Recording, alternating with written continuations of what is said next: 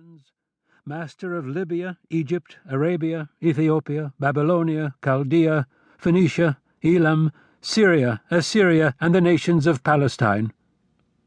Ruler of Ionia, Lydia, Phrygia, Armenia, Cilicia, Cappadocia, Thrace, Macedonia, and the Transcaucasus, Cyprus, Rhodes, Samos, Chios, Lesbos, and the islands of the Aegean. Sovereign lord of Parthia, Bactria, Caspia, Susiana, Paphlagonia, and India. Lord of all men from the rising to the setting sun, his most holy, reverend, and exalted, invincible, incorruptible, blessed of God, Ahura Mazda, and omnipotent among mortals.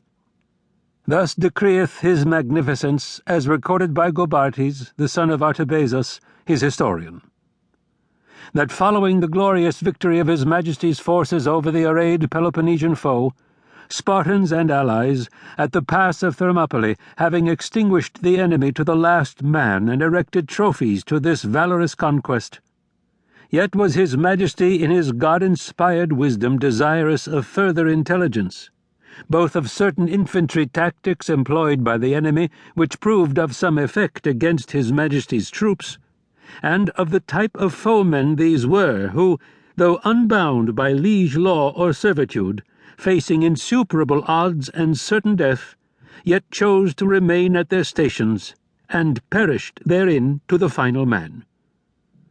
His Majesty's regret having been expressed at the dearth of knowledge and insight upon these subjects, then did intercede God Ahura Mazda on his Majesty's behalf. A survivor of the Hellenes, as the Greeks call themselves, was discovered, grievously wounded, and in a state of extremis, beneath the wheels of a battle-wagon, being unseen theretofore due to the presence of numerous corpses of men, horses, and beasts of transport being heaped upon the site.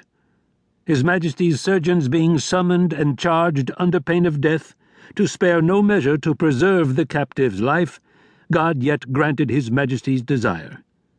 The Greek survived the night and the morning following.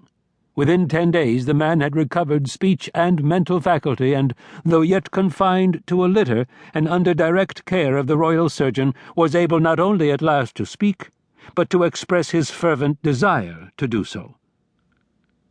Several unorthodox aspects of the captive's armor and raiment were noted by the detaining officers. Beneath the man's battle helmet was found not the traditional felt caul of the Spartan hoplite, but the dogskin cap associated with the race of Helots, the Lacedaemonian slave class, serfs of the land.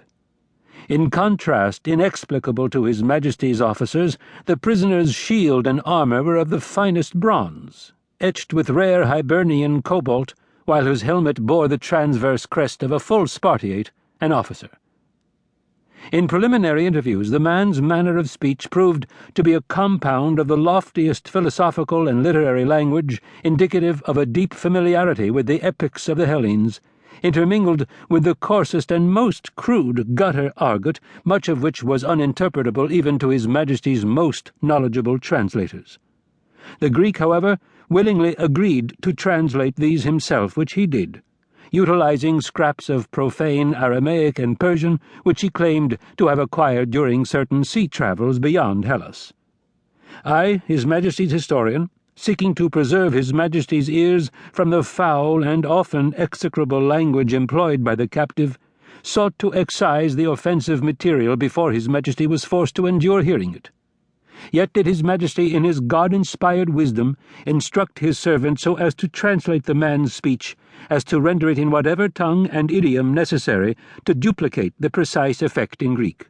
This have I attempted to do. I pray that his Majesty recall the charge he imparted, and hold his servant blameless for those portions of the following transcription which will and must offend any civilized hearer.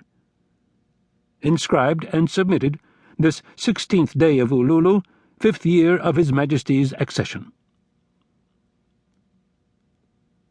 Chapter 1.